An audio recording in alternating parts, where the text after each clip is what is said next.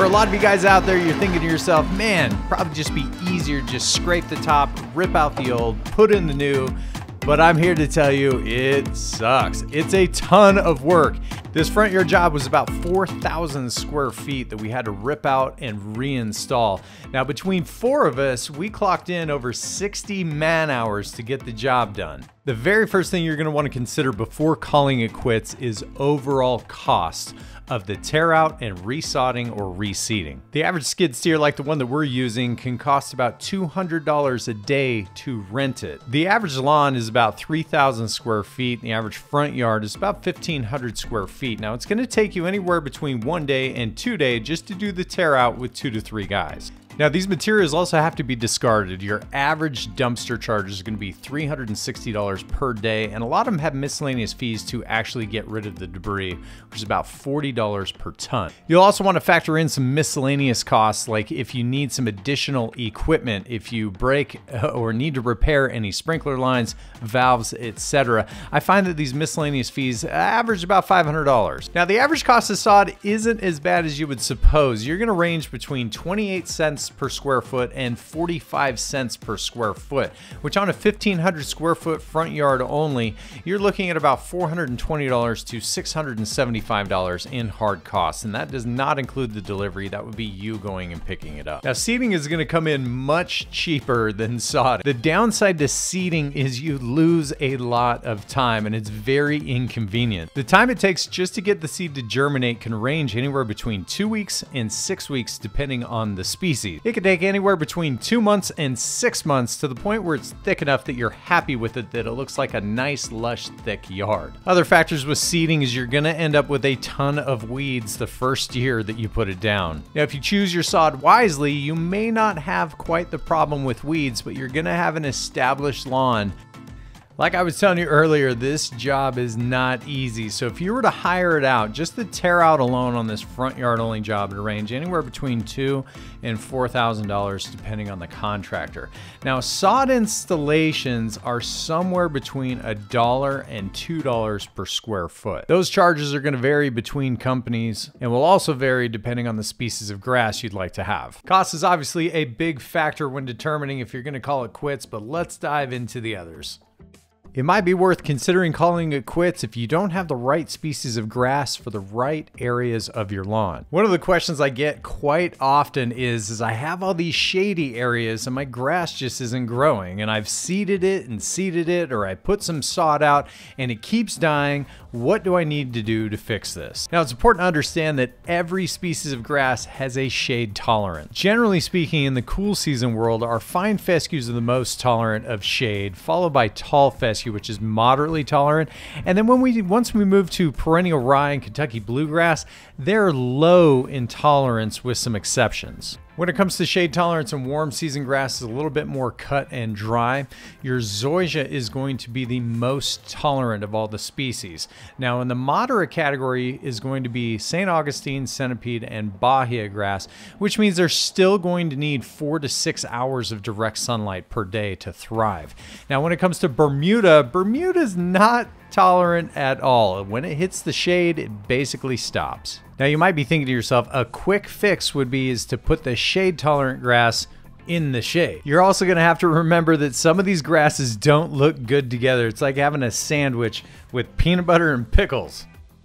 Now it might be time to call it quits if the grass that you have is just not what you want. You don't like the color, you don't like the look, you don't like the feel. Now there are a few species of grass that will fight back, like Bermuda in full sun will eventually take care and take over most everything else.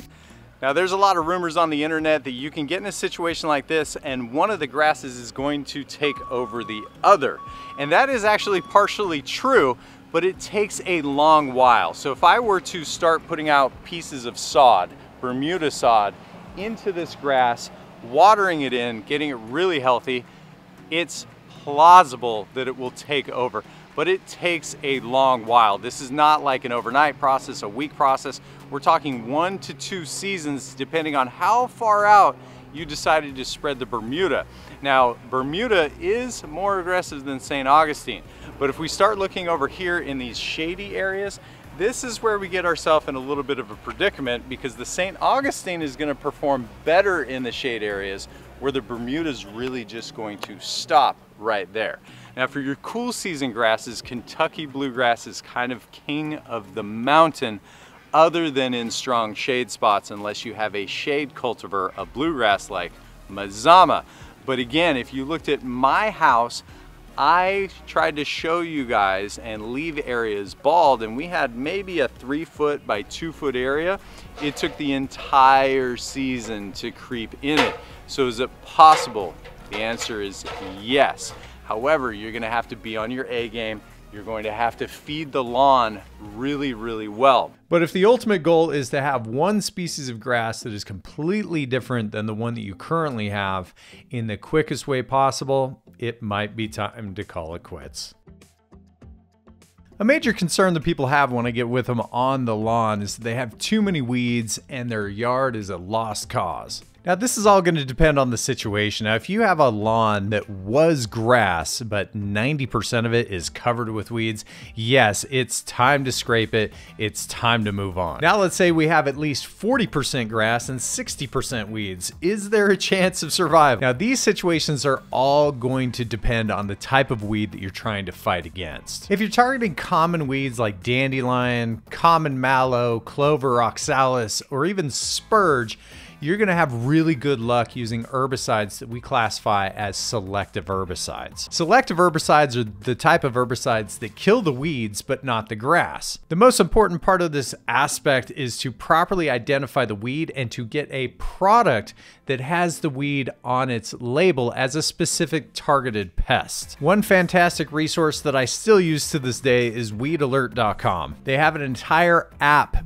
built around weed identification, but the nice part is it's very specific to your region or area. The herbicides or selective herbicides that we've been talking about target annual and biennial weeds. Now an annual weed has a 1-year lifespan. Biennial weed species complete their life cycle over 2 growing seasons. And a perennial weed is one that continues to grow over a few seasons to many seasons, like the grass in your lawn. Where many people go wrong is when they try to kill perennial plants or weeds using a selective herbicide that's designed to kill an annual and biennial weed. This commonly happens when people misidentify the target weed that they're going for, and another reason why weedalert.com is such a valuable resource. The best example that I can give you is I get a lot of people sending me in photos saying that crabgrass is not dying.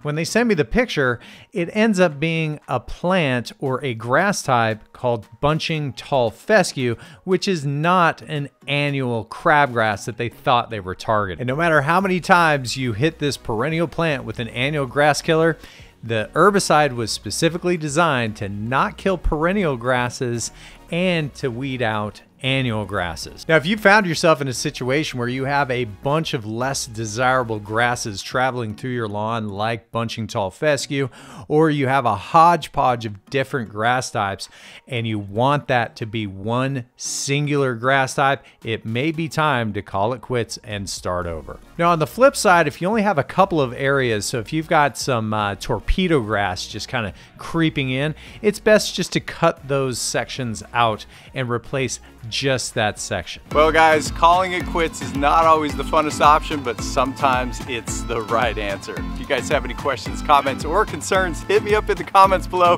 You know I'd love to help you guys out. Until next time guys, it's the Pest and Lawn Ginger. We're slaying lawns.